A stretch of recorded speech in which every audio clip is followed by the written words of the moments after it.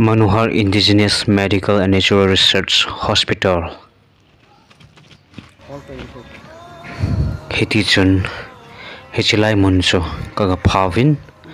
hospital chetwang hipoi amain alanaya sum kilona tidiham hicha hi mi azu zia akeng agu kisu he ho akhot ata sa hula lai a he chet ho akizut sa zin hi thinglang media te team panan ke hojang kaga chivin kaga velhavin hile athil zut chu lunglai le ni hichilaya chapang pa hi abol pe na akyang kisu he ti chu agu ge gia bong hin ama ha gi bolin tu hin adam ti di tan ewang tu kum sung hi bol pe lo ding no min kum kil pe dingin ain hil chenin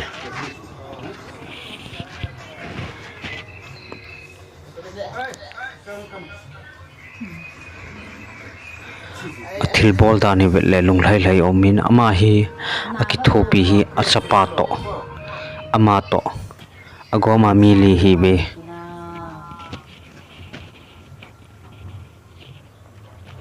hi chi chapang pa hi akyang se kisu kha hello atung tun akong nanggong boy hi zain apumpia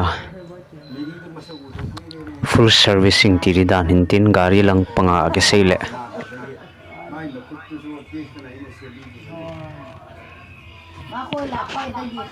hichimun hi hello lai hodinga hongki pos hin isinam tile apachom len doctor ki ti cho khadinga pachom lo mai the hi aiwanga achi ki hoding apachom ji a viewers ho loila pai koi khadinga yong cho hong pachom dham tia hong ki pos hin enevet pivin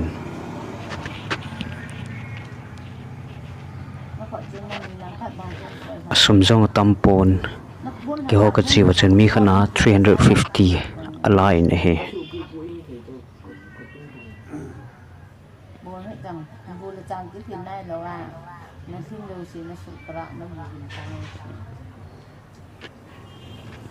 ama hi atha jong hanin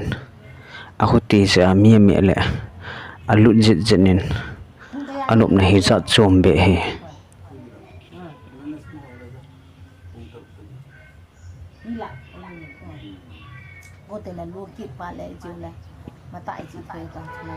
ama min wang hi kana chet tapon ahin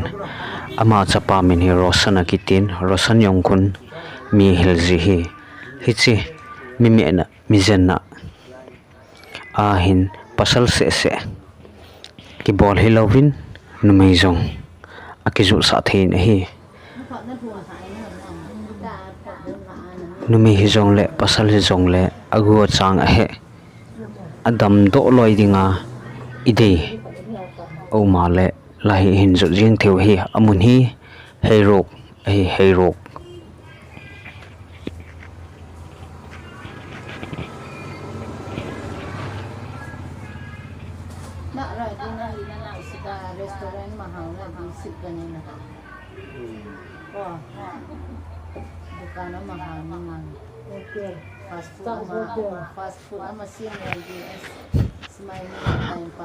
chino ma amun hello lai hon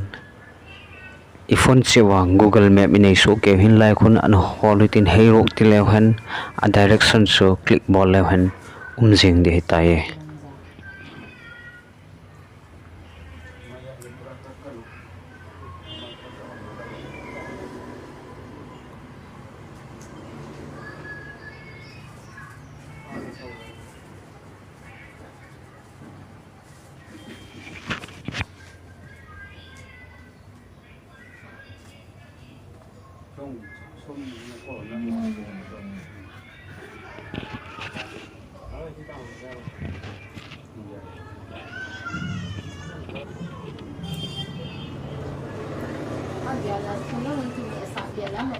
zen pa hin lung lut tai na zenin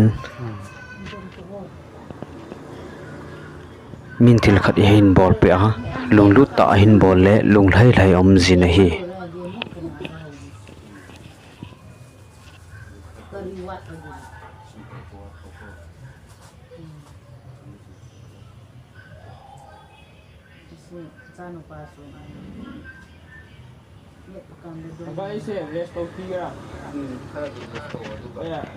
anop dan aha seiwal ze uchun eho thinglang media lamkai pon jong a kitchen sain ama hi a khot azi lang a khot jung alai kho na hin chule a khup yong na hin ki su he gas dop na ki su he hin ji a cho a khot lai cho a kitchen sain hi le titian bol ham 9mm lot ki bol wanga ho a hin lot pen hi le andam zingin andam pha na hin aman jong abana hol ben a khup analyze so aki zendam sakit gunin aga ki jamta na hi aga ki zamin hi le a khup yong chu titian bol pi ham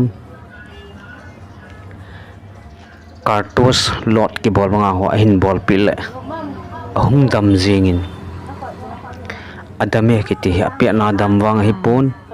azinga thaya hung dam hi amana seidana akhot lai a he to akhup anat hi haptani hin do hi tai amana gelda na chu hapta khat haptani ki dole dam pai pai tan tin mi kho ngai pon te na ti hi alhang pi ama yong hi mi do hat thu hat he jin ana do hin ahin la adam de lo pha na chilai he ki mo bol sain tu hin adam theng tai hi chi hi apam lang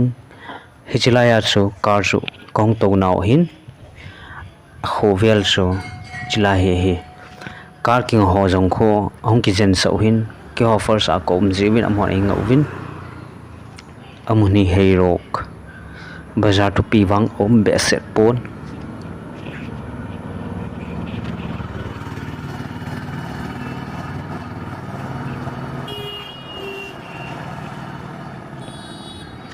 hin avel dum hi chi manuhar indigenous medical hospital ji acha hungmin phau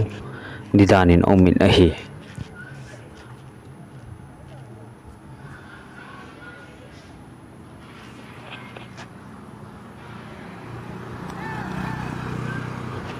Impala panai chile pallen akipade de tai agam hlat dan so ai wanga ama mi jan hi aphat zia holang pe pe he jong le ki kalsong hi